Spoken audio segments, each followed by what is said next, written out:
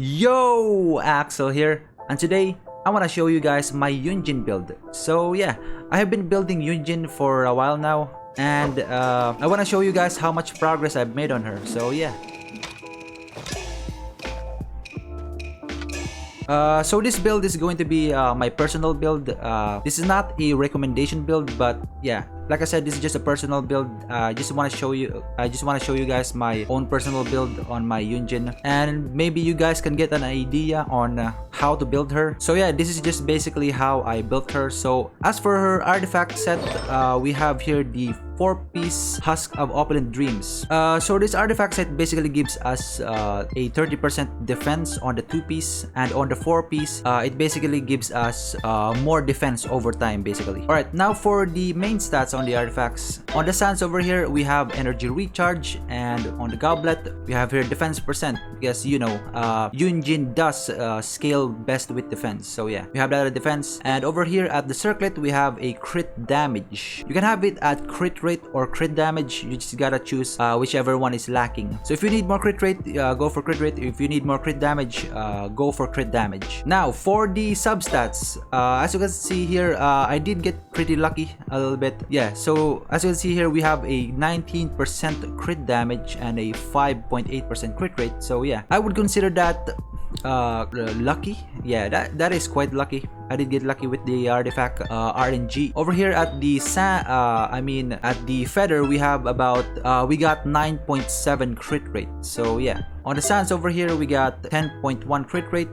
On the goblet, we got 7.8 crit damage, and on the circlet, we didn't get any crit rate or any crit damage. So yeah, this build could still use some more improvements, but I'm gonna have to settle with this for now since this is all I got. So yeah, on the flower over here, yeah, I'm definitely satisfied with this flower. No need for improvements. Now on the sands, yeah, we definitely could use some more improvements on the sands over here since we only got 9.7 crit rate. And I mean on the feather, on the sands, yeah, we still need more improvements on the sands since we only got 10% crit rate. More improvements on the goblet and the circlet as well. Oh wait, what the hell is this goblet? Oh wait guys, I'm actually wearing the wrong goblet. Let me just change that up. Yeah, this should be the right one. This should be the right goblet for Yunjin. So let me just switch that up from the well. Let me borrow that for a while. So yeah, the goblet is supposed to be geo damage bonus. Energy recharge on the sands. I chose energy recharge because Yunjin does rely and utilize on her burst. So yeah, we go for energy recharge because yeah, Yunjin's whole kit is basically her burst, basically. So yeah, you wanna focus on Yunjin's burst since you know it increases it basically buffs the normal attacks of characters. So yeah. Alright, so now as for Yunjin's weapon, we have here the Primordial Jade Wing Spear. I actually borrowed this weapon from Xiao over here. So yeah, I'm just gonna have to borrow that from Xiao for a while. So yeah, the Primordial Jade's Wing Spear is a pretty good weapon. It has a pretty high base attack, but Yunjin doesn't really benefit from the high base attack since Yunjin scales with defense. So the main reason I went for this weapon was the crit rate over here. So that in total giving us a 52.7% crit rate, 134.1% crit damage, 206.8% energy recharge, which then again, yeah, she does rely on her burst, so this is pretty decent in terms of her utilizing her burst. So yeah, and we have about 38.7% geo damage bonus. So overall, I think this build is pretty well balanced. It's not the best build, but yeah, it's pretty well balanced in my case, in my opinion. So yeah.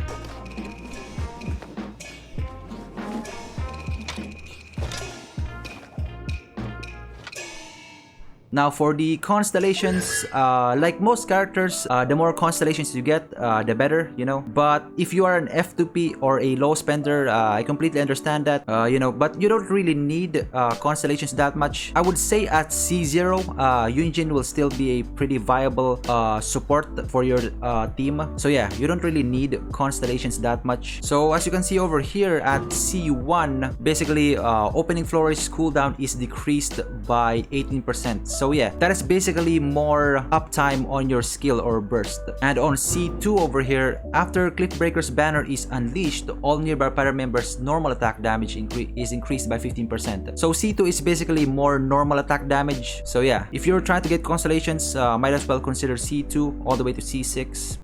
C3 is more level to her talent, and then C4, when Yunjin triggers the crystallized reaction, her defense is increased by 20%. So basically more defense on C4, so which is also pretty good. On her C5 increases her burst, I think, and on C6, the characters under the effects of the flying cloud flag formation have their normal attack speed increased by 12%. So at C6, you basically get 12% more attack speed, which is insane. So yeah, if you're gonna pull for Yunjin anyways, you might as well C6 her, because that normal attack speed and more normal attack damage is freaking insane. So yeah, like I said, C0 she will still do fine, but at C6 all the more better. So yeah, now as for the talents, as you guys can see here, I have her burst at level 9, because you do want to focus on her burst. I haven't leveled up her skill yet. I could level that up because it gives out more damage basically. I don't know when I level it up. But yeah, mostly I'm focusing on her burst, because that's where we get the most value out of Yunjin basically, is her burst. And as for her normal attacks, you would only really want to level this up if you're going to make Yunjin a main DPS, a physical main DPS, but I think that's highly unlikely. But you know, you can build basically whatever you want. If you want to build like a physical Amber, physical Yunjin, you know, people are even building Cryo Kiching. So yeah, the sky's the limit. You can basically build whatever you want. But just take note that it's not the most effective build for Yunjin, because as you can see here, on the talent reference, her first priority to level up is her burst. So yeah, and second to that is her skill, and last would be her normal attacks, because Yunjin isn't really built for being a main DPS. So yeah, you do wanna keep that in mind. Alright, so now for the I wanna show you guys the damage showcase with Yunjin. So basically we're gonna be using Kiching and Hu Tao as the normal attack dealers. So yeah, we're just gonna test it out on this Ruin Guard over here. And let's go. Alright. Alright. Break a leg. Now, Hu Tao normal attacks. Yeah, that's pretty decent. That's pretty decent. Now, Kiching normal attacks. So yeah, that definitely increased Kiching and Hu Tao's normal attacks by a lot, I think. So yeah, that just goes to show how much Yunjin is good if you have characters who rely on normal attacks, because Yunjin will buff that up so much. I think Yunjin's normal attacks scales even higher than Bennett's. So what do you guys think? Does it scale higher than Bennett's? Yeah, you guys can just comment it down below if Yunjin's attack buff scales higher than Bennett, because I have no idea. So yeah. Alright, so that is it for the video. You guys can just hit the like button if you did enjoy watching this video. And yeah, I really do enjoy making these videos. I have been playing Genshin for I think about 2 years now. And yeah, I just love this game so much. I love making content out of this game. So yeah, if you guys want to see more of these videos, if you guys want to see me making more content out of Genshin, you guys can just hit the subscribe button. If you want to see more videos like this, hit the subscribe button, hit the like button, and yeah, that's pretty much it for this build video. So yeah, I'm gonna be uploading more videos on Genshin. So yeah, and hope you guys enjoyed watching, and see you in the next video.